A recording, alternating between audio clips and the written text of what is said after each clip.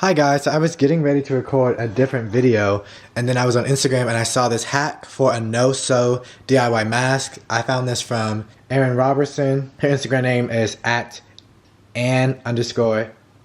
So I want to give her credit for inspiring this video, but it's so simple and I didn't want to make a how to sew your own mask video just because I know that everyone does not have a sewing machine, but I think everyone could have these utensils at home. So all you need is a bandana and then what are these?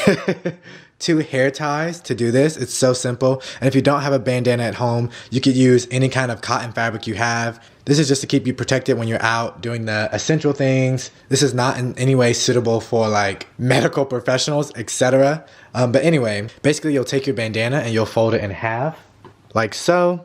And then you'll take the bottom half again and you'll fold it up,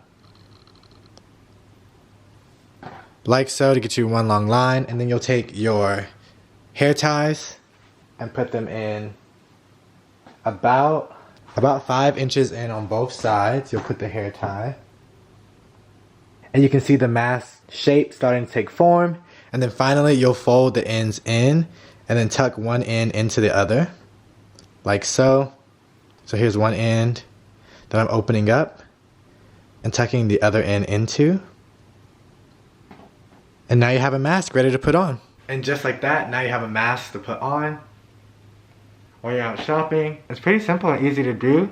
And the folded part stays closed because it's against your mouth.